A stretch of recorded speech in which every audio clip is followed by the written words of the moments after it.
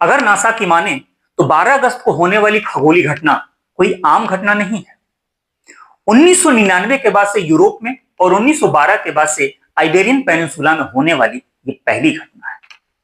अगर इसको आसान भाषा में मैं कहूं तो ये जो चंद्रमा है ना, ये जो चंदा मामा है, मून है, ये घूमते घूमते घूमते घूमते सूर्य और पृथ्वी के बीच में आ जाएगा।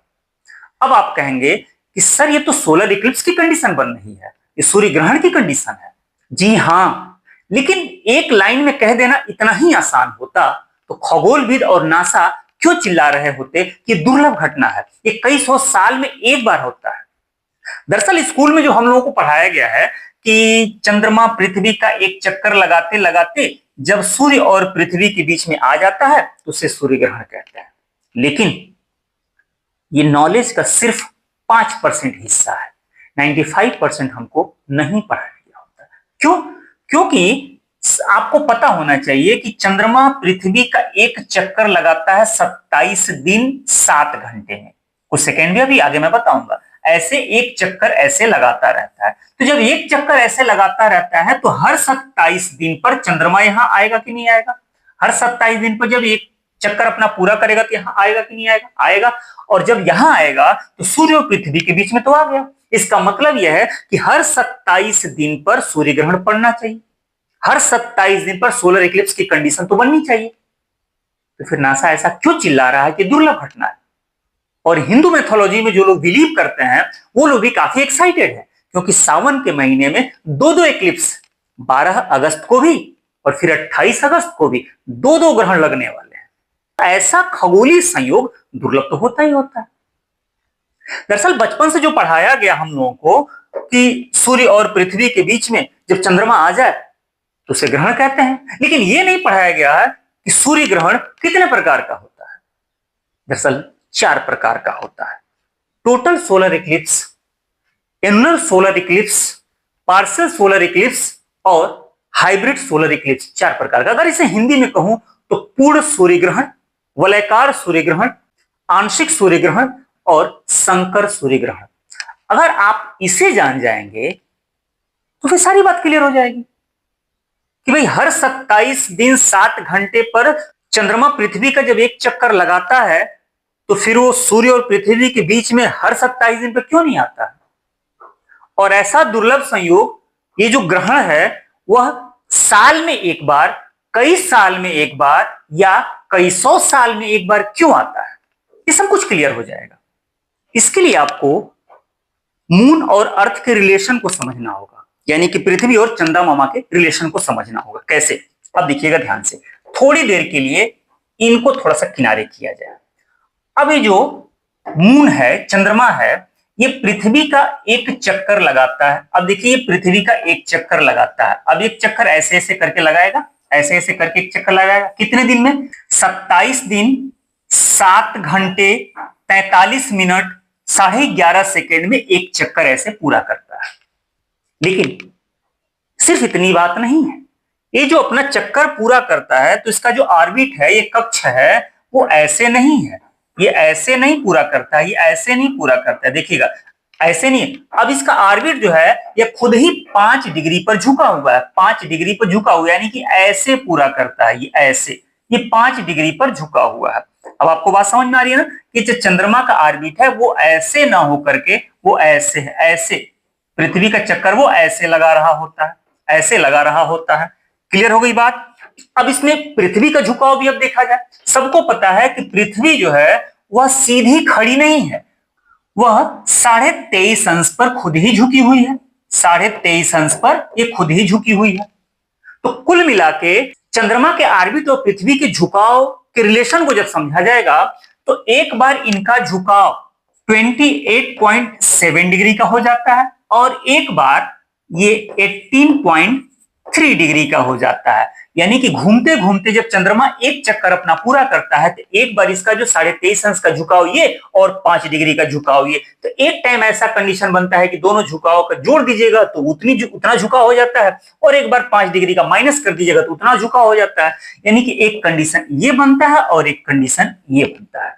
इतनी बात तो आपको समझ में आ गई। यानी कि चंद्रमा कंटिन्यू पृथ्वी के एक स्थान पर नहीं रहता है, और एक ऑर्बिट का ये जो जिस रूट से वो गया हुआ है, जिस रूट से गया हुआ है, फिर दोबारा उसी रूट पर चंद्रमा चक्कर जानते कितने दिन बाद लगाएगा? लगभग 18.5 साल बाद चंद्रमा उसी रूट पर, देखिएगा इसका ऑर्बिट बदलता रहता है, एक बार देखिए ऐसे आया, फिर उसका ऐसे आएगा, फिर ऐसे आएगा, इसकी कंडीशन जो है, ऑर्बिट की कंडीशन जो है बदलती रहती है, ऐसे आएगा, फिर वापस ऐसे, यानी कि इसकी ऑर्बिट की 5 डिग्री की झुकाव इधर और 5 डिग्री की झुकाव से ये ऑर्बिट कंडीशन बदलती रहती है। उसी रूट पर दोबारा लगभग 18.5 साल बाद वो रिवॉल्व करेगा। इतनी बात क्लियर हुई। अब जरा सूर्य देवता को यहां लेकर के आते हैं, ये रहे सूर्य देवता। अब थोड़ा सा ये चंदा मामा को किनारे करते हैं, आइए इसको देख लिया जाए। एक रूल तो समझ में आ गया। अब देखिए सूर्य हमसे लगभग 15 करोड़ किलोमीटर दूर है। कितना दूर है? 15 करोड़ किलोमीटर दूर है।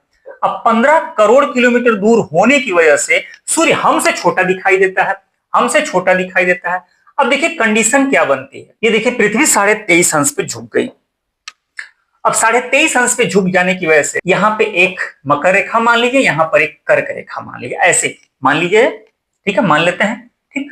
अब एक बार सूर्य की सीधी किरण मकर रेखा पे पड़ती है, मकर रेखा पे पड़ती है, और मान लिया यही पृथ्वी घूमते घूमते घूमते घूमते अगर इधर आ जाए, इधर आ जाए, तो फिर सूर्य की सीधी किरण किस पे पड़ेगी? कर्क रेखा पे पड़ेगी, कर्क रेखा पे पड़ेगी। अब पृथ्वी इधर है 6 महीने बाद तो कर्क रेखा पर, और पृथ्वी घूम करके इधर आ गई तो मकर रेखा पर। ऐसे होता रहता है, पृथ्वी ऐसे ऐसे घूमती रहती है, ऐसे पृथ्वी घूमती रहती है। यानी कि सूर्य की सीधी लाइट भी एक जगह नहीं रहती है, एक बार कर्क रेखा पर, एक बार मकर रेखा पर ऐसे पड़ती रहती है, ठीक।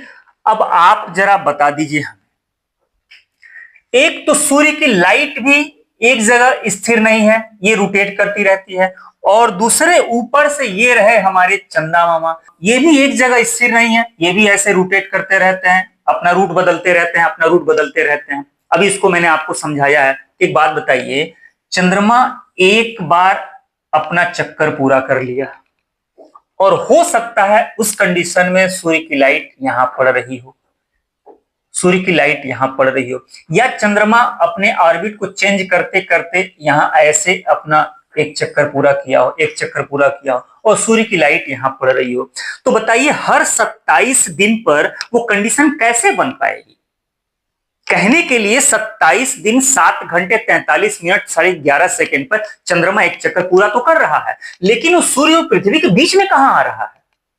अब सूर्य और पृथ्वी के एकदम बीचों बीच में साल में 2 बार आएगा, 2 बार आएगा, लेकिन उसमें भी 100% एकदम बीचों बीच में एक ही बार। मतलब यह है कि जो चंद्रमा है, ये चंद्रमा है, यहां से लेके यहां तक के बीच में ये भी रोटेट करता रहता है, ऐसे अपने ऑर्बिट पर ऐसे करके ऐसे रोटेट ये भी करता रह रहा है, करता रह रहा है। तो साल में एक बार तो आएगा ही आएगा। क्यों? क्योंकि सन जो है यहां से लेके यहां तक सन का मूवमेंट होता रहता है, एक बार ऐसी कंडीशन तो बनेगी। तो देखिए रियल में साल में 2 बार ऐसी कंडीशन बनती है कि हर हाल में पृथ्वी और सूर्य के बीच में चंद्रमा तो आएगा ही आएगा, लेकिन 100% पूर्ण सूर्य ग्रहण एक बार तो बनना ही बनना है।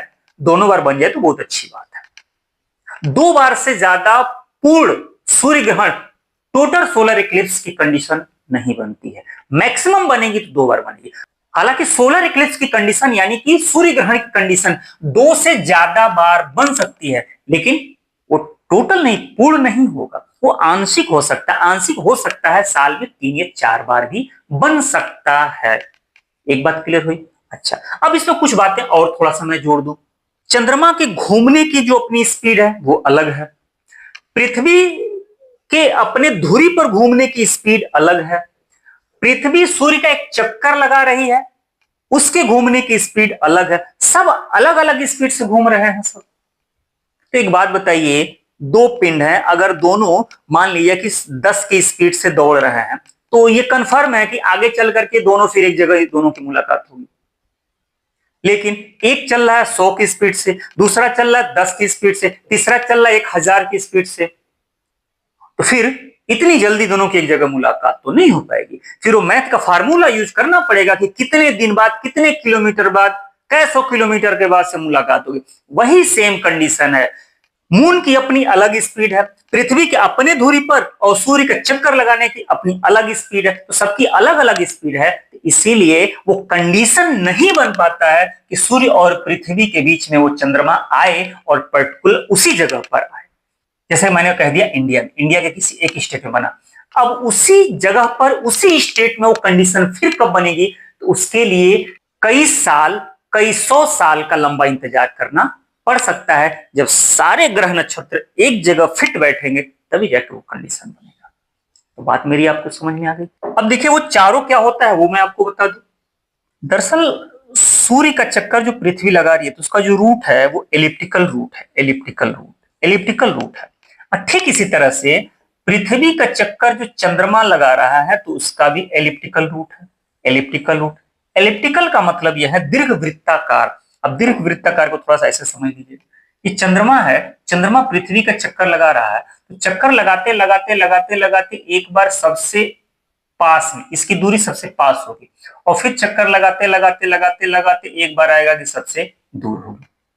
ठीक ठीक इसी तरीके से पृथ्वी है, तो पृथ्वी एक बार सूर्य से सबसे दूर होगी और फिर चक्कर लगाते लगाते लगाते लगाते एक बार पृथ्वी सूर्य के सबसे नजदीक होगी और फिर एक बार ऐसे सबसे दूर होगी। बात क्लियर हुई। अब इसका भी रूल अगर आप समझना चाहें तो समझ जाएंगे कि कंडीशन क्यों नहीं बन पाती है। एक बार सबसे नजदीक और एक बार सबसे दूर की कंडीशन बनती है। सबसे पहले बात कर लेते हैं पूर्ण सूर्य ग्रहण यानी कि टोटल सोलर इक्लिप्स की बात। अब होता यह है कि पृथ्वी यहां हो और सूर्य यहां हो। चूंकि सूर्य दूर है तो यहां पे छोटा सा दिखाई देता है, और हम पृथ्वी पर बैठे हुए हैं तो पृथ्वी ऐसे बड़ी सी दिखाई देती है, सीधी सी बात है भाई, और सूर्य ऐसे छोटा सा दिखाई देता है। बीच में टहलते हुए घूमते घामते कहीं से आ गया चंद्रमा। अब चंद्रमा जब आएगा तो हम यहां से बैठ के देखेंगे तो बिल्कुल यहां से अगर बैठ के देख रहे हैं तो चंद्रमा बीचों बीच में आ गया, यानी कि जितना बड़ा ये सूर्य दिख रहा था एकदम उतना ही बड़ा चंद्रमा यहां से दिखने लगे। इसको ढक लेगा कि नहीं दिखेगा। मान लीजिए हम यहाँ बैठे हुए हैं, अब यहाँ पर बैठे हुए अब ऐसे देखेंगे तो हमको तो चंद्रमा दिख रहा है ना, हमको तो सूर्य दिख ही नहीं रहा है। अब इसको अगर ऐसे कर लें कि चंद्रमा बिल्कुल उतना ही बड़ा हो जो इसको ढक ले, ठीक, तो हमको तो सूर्य दिख ही नहीं रहा। बस ऐसे समझिए सूर्य हमको दिख ही नहीं रहा। इसको कहते हैं पूर्ण सूर्य ग्रहण। लेकिन अब इसमें कंडीशन जरा देखिएगा। कंडीशन यह है कि जब सूर्य और पृथ्वी के बीच में चंद्रमा आ रहा है और चंद्रमा सबसे नजदीक हो, तो जब सबसे नजदीक हो तो सबसे बड़ा दिखाई देगा, और जब सबसे बड़ा दिखाई देगा तो सूर्य को इस तरह से ढकेगा कि सूर्य की सिर्फ किनारे किनारे की हल्की लाइट दिखाई देगी। इस तरीके से सूर्य को ढकेगा कि सिर्फ किनारे किनारे की लाइट दिखाई देती है, प्रकाश दिखाई देता है, सूर्य बिल्कुल ढक जाता है। अब यह है टोटल सोलर इक्लिप्स, पूर्ण सूर्य ग्रहण। अब इस घटना को कहते हैं डायमंड रिंग की घटना। अब डायमंड रिंग की घटना क्यों होती है? अभी किनारे किनारे का जो प्रकाश है ना, लाइट है, ये सफेद दिखाई देता है। एकदम सूर्य को ढक लिया, किनारे किनारे का लाइट सफेद दिखाई देता है। और ये चंद्रमा है, चंद्रमा के किसी गड्ढे में से, मान लीजिए यहां से हल्का सा, यहां से लाइट कि कोई गड्ढा होता है, गड्ढे से हल्का सा लाइट यहां से दिखाई देगा। ठीक, अब लाइट दिखाई देगा तो होगा ये कि किनारे किनारे ये जो सफेद प्रकाश दिखाई दे रहा है और यहां से लाइट बड़ी तेज निकलती है। इसको यहां थोड़ा सा देख लीजिए अच्छे से। ये देखिए जो चंद्रमा है ये पूरी तरह से, चांद जो है ये पूरी तरह से सूर्य को ढक लिया है। अब किनारे किनारे की सिर्फ सफेद लाइट दिखाई दे रही है। अब इसमें से गलती से किनारे से थोड़ा सा अगर चंद्रमा खिसका या फिर यहीं पे कॉर्नर पे चंद्रमा की गड्ढे अगर दिखे तो उस गड्ढे में से सूर्य की लाइट बहुत तेज निकल करके आती है। तो जब तेज निकल करके आती है तो इस तरीके से वह हीरे की अंगूठी की तरह से चमकने लगता है। अब किनारे किनारे देखिए सफेद छल्ले की तरह से, और बीच में से एक जगह बहुत तेज लाइट निकले हीरे की अंगूठी की तरह से। तो इसे कहते हैं डायमंड रिंग की घटना। बात समझ में? डायमंड रिंग की घटना, हिंदी में कहें तो हीरक वलय की घटना इसे कहा जाता है। ठीक, तो कंडीशन कब ये बनेगा? जब चंद्रमा पृथ्वी के पास हो। तब ये कंडीशन बनेगा। ये पूर्ण सूर्य ग्रहण तो बात समझ में आ गई कि दोनों के बीच में जब पूर्ण सूर्य ग्रहण होगा, लेकिन उसमें से भी जब चंद्रमा पृथ्वी के सबसे पास हो तो ये वाला कंडीशन बनेगा। लेकिन अगर दूर हो, दूर हो तो क्या होगा? अब दूर हो तो चंद्रमा खुद ही छोटा दिखाई देगा। जब चंद्रमा पृथ्वी से दूर है तो पास होने में जितना बड़ा दिखाई देना चाहिए था, दूर है तो उसे छोटा दिखाई देगा। जब छोटा दिखाई देगा तो एकदम सूर्य के बीचों बीच में वो आ जाएगा, किनारे किनारे का सूर्य दिखाई देता रहेगा ऐसे। तो किनारे किनारे का सूर्य दिखाई दे रहा है, तो किनारे किनारे लाल अभी जलता हुआ धधकता हुआ गोले का एक छल्ला दिखाई दे रहा है। तो जब ये जो छल्ला किनारे किनारे का धधकता हुआ दिखाई देता है तो इसे कहते हैं रिंग ऑफ फायर, आग का छल्ला। इसे आग का छल्ला कहते हैं। ये धधकता हुआ छल्ला ऐसे साफ दिखाई देता है। तो जब आप पृथ्वी के यहाँ पर इस कोने पर बैठे हो तो यहां से देखेंगे तो ऐसे दिखाई देगा। ये दुर्लभ तस्वीर आपको दिखाई देगी। ठीक, अब तीसरा कंडीशन क्या है? पार्शियल सोलर इक्लिप्स, आंशिक सूर्य ग्रहण। अब आंशिक सूर्य ग्रहण का मतलब ये होता है कि दोनों के बीचों बीच में चंद्रमा ना आए। ये जो मून है वो सन और अर्थ के बीचों बीच में ना आए, किनारे से कहीं आ जाए। ये किनारा लेकर के यहां बेचारा कहीं घुस जाए, अब इतना घुस जाएगा, अब इतना थोड़ा सा सूर्य को ढक लेगा, अब इतना थोड़ा सा ढक लेगा, तो इतना थोड़ा सा ढक लेगा। तो ये मैंने बताया ना कि ये साल में 4 या 5 या 6 बार भी ऐसी कंडीशन बन सकती है। लेकिन टोटल सोलर इक्लिप्स की कंडीशन मैंने बताया कि 2, उसमें भी 100% चांस सिर्फ एक बार बनता है। एक से ज्यादा बार 2 बार बन सकता है। ठीक, कितनी बात समझ में आ गई? इसको थोड़ा और यहां पर क्लियर कट देख लीजिएगा। ये टोटल सोलर इक्लिप्स यानी कि पूर्ण सूर्य ग्रहण, जब चांद हमारे बिल्कुल पास होता है तो बड़ा दिखाई देता है, सूर्य को पूरी तरह ढक लेता है, तो किनारे किनारे सिर्फ सफेद लाइट दिखाई देती है। जब चांद दूर होता है, चांद छोटा दिखाई देता है, तो सूर्य के बीचों बीच में आता है, किनारे किनारे आग के छल्ले दिखाई देते हैं। तो ये रिंग ऑफ फायर की घटना है, और ये डायमंड रिंग की घटना भी है। कहीं से लाइट सफेद दिखाई दे, और ये पार्शियल सोलर इक्लिप्स यानी कि आंशिक सूर्य ग्रहण की घटना है। चौथा मैंने बताया था hybrid solar Eclipse. Hybrid solar Eclipse वो कई सौ साल में एक बार ऐसी दुर्लभ कंडीशन बनती है जब टोटल सोलर इक्लिप्स की कंडीशन बनी हो या एनुअल सोलर इक्लिप्स की कंडीशन बनी हो, लेकिन पृथ्वी के किसी एक हिस्से से ये टोटल या एनुअल सोलर इक्लिप्स की कंडीशन दिखाई दे रही हो, और पृथ्वी के किसी एक हिस्से या एक देश से देखने पर वह पार्शियल सोलर इक्लिप्स की कंडीशन दिखाई देती हो। यानी कि यहां पर जैसे मान के चले कि हम इंडिया में बैठे हुए हैं, इंडिया से देखें तो पता चल रहा है कि पूर्ण सूर्य ग्रहण है, और पाकिस्तान या नेपाल या भूटान के लोग देख रहे हो तो वहां से आंशिक सूर्य ग्रहण दिखाई दे रहा है।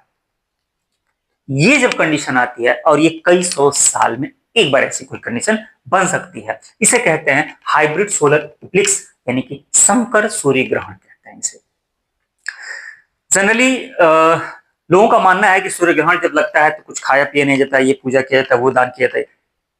सब फर्जी बातें हैं, ये सब अंधविश्वास है। ये टोटल ज्योग्राफिकल फिनोमिना है।